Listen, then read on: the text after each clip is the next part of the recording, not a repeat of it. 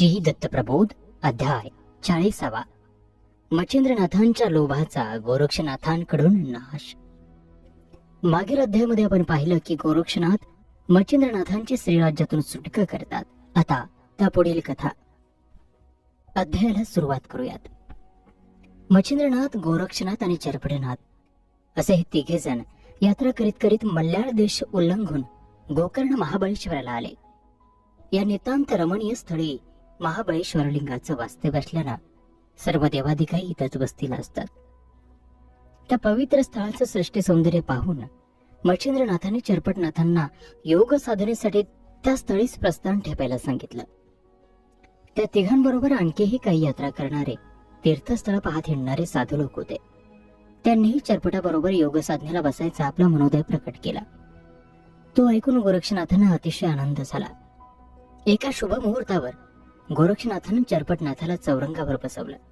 गुरुरायाकडून दीक्षा दिली, योगयुक्ती सांगितली आणि एकमेकांना सांभाळून घ्यायला सांगून चरपटाचा भरल्या अंतःकरणाने निरोप घेतला. योगीजनांसह चरपटाला तिथे योग साधनेसाठी बसवून गोरक्ष आणि मच्छिंद्र असे हे दोघेजण पूर्वेकडे निघाले. ते रामेश्वराला गेले. देवक्षेत्र सागरे थांबले. नाना तीर्थक्षेत्र पाहत संत मुनी योगीजनांच्या गाठीभेटी घेत डोंगरदऱ्या ओलांडत ते आणखी पूर्वेकडे निघाले. तो मार्ग अतिशय त्रासाचा, अवघड होता. डोंगर खोऱ्याने भरला होता. भयान दऱ्यांनी वेढला होता. निबिड घनदाट अरण्यांनी व्यापला होता. गोरक्ष बरोबर असूनही मच्छिंद्रांना या प्रदेशातून वाटचाल करायची अतिशय भीती वाटत होती. त्यांची पावलं मार्ग चालायला उचलेनात. ते सारखे गोरक्षाला सांगू लागले, बाबा गोरक्षा, असं फार बाराबारा चालू नकोस. माझ्या पुढं मला एकट्याला टाकून जाऊ नकोस. मला भयंकर भीती वाटते आहे. गुरुराय, आपण स्वतःच निर्विकार, निर्द्वंद्वी असताना आपल्याला भय कुठला? सतत निस्पृह आणि विरागी असल्यानंतर भय बाधा कुठून येणार? ज्यांचं चित्त सतत शुद्ध निर्मळ असतं त्याला कधी कुणाची भीती नसते. त्याला सगळे सारखे असतात. जो कधीच भेदभाव करत नाही, परधन आणि परजाया यांचा जो कधीच लोभ धरत नाही, त्याला भय स्पर्शही करू शकत नाही. गुरुराया, मी आपल्याला काय सांगणार, पण अत्यंत लीन होऊन थोडेफार आपल्याला सांगायचं आहे. लोभ, आशा, मोह, ममता, काम, क्रोध, मद, मत्सरता हे सारं घाताला कारण आहे. इच्छा वासनांची भूल मनाला पडल्यामुळे भय निर्माण होतं. आपल्याला भय बाळगायचं काय कारण? आपण तर वितरागी. आपण नेहमी निसंग होऊन फिरतो हे साऱ्या जगाला माहित आहे. आपल्याला लुबाडायला कोण येईल आणि समजा आलाच एखादा डाकू तर आपल्या जवळ त्याला मिळणार तरी काय? म्हणून म्हणतो, स्वामी, अत्यंत निर्धास्त मनाने आपण मार्गक्रमण करा. आपल्यासारख्या निर्लोभी निरअहंकारी माणसाला जग का ओळखत नाही? गोरक्षनाथ बोलत होते आणि मच्छिंद्रनाथ मुकाटपणाने ते सारं ऐकून घेत होते. तरीही त्यांचं चित्त काही स्थिर नव्हतं. भयानं छाती धडधडत होतं. पाय लटपटत होते. गोरक्षांच्या तत्वचर्चेत, ज्ञानमीमांसेत त्यांना रस नव्हता. त्यांचं सगळं लक्ष फक्त खांद्यावर अडकवलेल्या झोळीत होतं. प्रेमळेनं बांधून दिलेल्या सोन्याच्या त्या चिपांमध्ये होतं. एक क्षणभरही ती झोळी खांद्यावरून खाली ठेवत नव्हते. अवघड मार्ग चढत उतरत असताना त्रास होत असूनही ते ती जड झोळी खांद्यावर वागवतच होते. पण चुकूनही त्यांनी ती झोळी गोरक्षाकडे दिली नाही. उंच पर्वताची चढण चढत असताना गोरक्षाच्या लक्षात आलं की गुरुनाथांना ती झोळी खांद्यावर वागवणं अवघड जात आहे आणि म्हणून तो पुढे झाला. ते ओझं माझ्याजवळ द्या, आपण निर्भेद वर चढा, असं म्हणून ती झोळी ते मागू लागले. तेव्हा मच्छिंद्रनाथांनी, नको रे, मीच घेत होते, मला त्रास होत नाही, असं म्हणून ती द्यायची टाळली. पण गोरक्षानं हट्टच धरला. तेव्हा थोड्या वेळापुरती ती त्याच्याजवळ देऊन पुन्हा स्वतःकडे मागितली. हात लावून 3दा चाचपून पाहिली. पेलवत नव्हती तरी पेलवण्याचा त्यांचा ठास पाहून गोरक्षाला आश्चर्य वाटलं. गुरुच्या मनात काहीतरी वेगळंच चाललंय असं त्याला वाटलं आणि म्हणून त्यानं वारंवार गुरुला विनवलं, आपल्या मनातलं मला सांगा, असं म्हणून त्यांच्याकडे साकड घातलं. पण गुरुराज मौनच धरून राहिले. गुरूंचं मौन बघून गोरक्षनाथांनाही आपल्या तोंडाला कुलूप घातलं आणि दोघेही ओगीमुगी होऊन रस्ता कापू लागले. वाट चालता चालता ते दोघे शैल्याद्री पर्वतावर आले. तिथलं घनघोर जंगल बघून मच्छिंद्रनाथांचे पाचावर धारण बसले. त्यांना जंगलात शिरायचं धाडस होऊन त्यांचे पाय मंद मंद पडू लागले. त्यांच्या चालीनं त्यांच्या मागून गोरक्ष न बोलता चालत होता. शेवटी मच्छिंद्रांना धीर धरविना त्या गोरक्षाला म्हणाले, बाबा रे, माझ्याच्यानं काही घोर अरण्यात येणं होणार नाही. तिथं चोर असतील, डाकू असतील, ते आपल्याला ठार मारतील, लुबाडतील, क्रूर श्वापद आपले तुकडे करतील. मला भयंकर भीती वाटते. त्यावरती गोरक्षनाथ म्हणाले, सद्गुरुनाथा, तुम्ही भय मुळीच बाळगू नका. निर्मोही होऊन आदिनाथांचं स्मरण करा. आपल्याला कोणीही लुबाडणार नाही. चोरांना आपल्या कपण्या, किंगरे, झोळी, कंथा यापैकी काही लुबाडून फायदा होणार नाही. बाणापुंगीचाही त्यांना काही उपयोग नाही. त्यामुळे तस्कर आपल्याजवळ मुळीच थांबणार नाहीत, आपल्याला लुबाडणार नाहीत.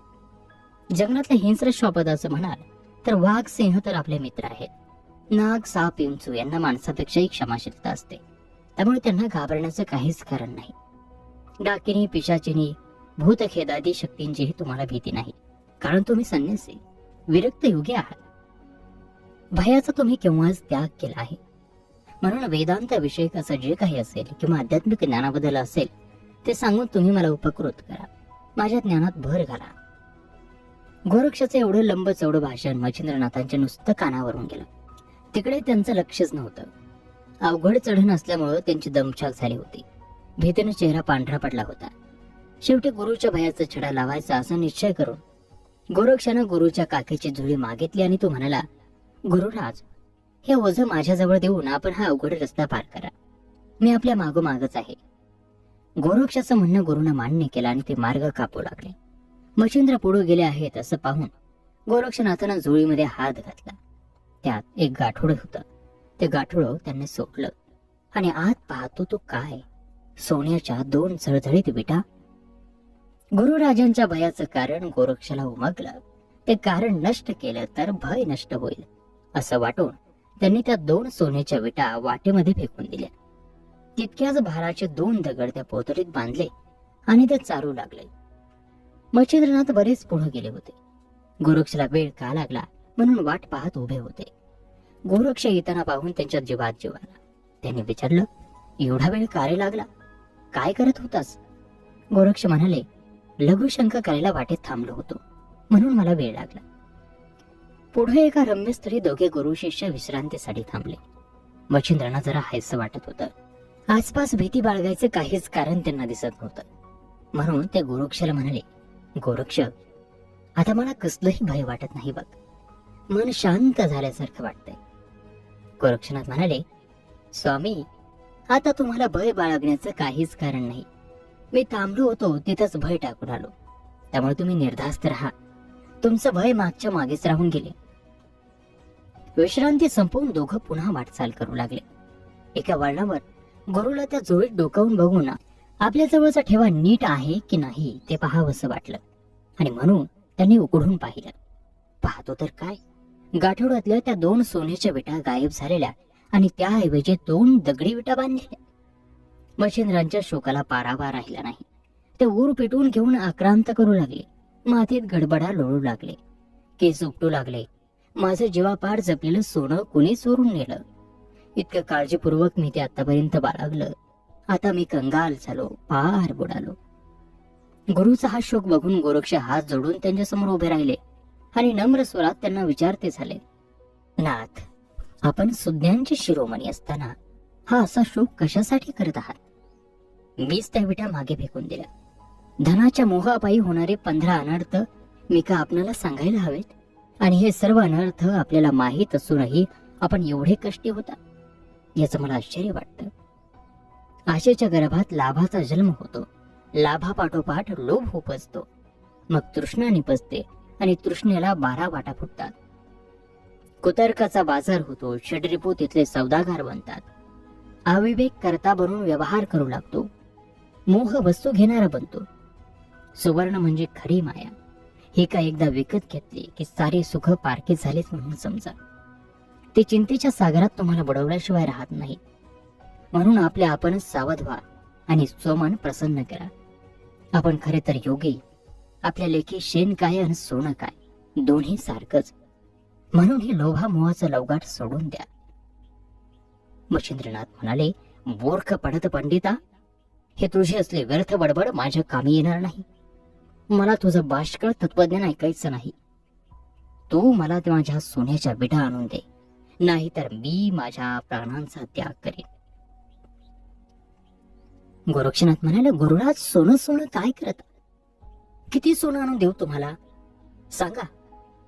तुमच्याच कृपेनं मी ते तुम्हाला देतो. तुमची इच्छा पूर्ण करतो.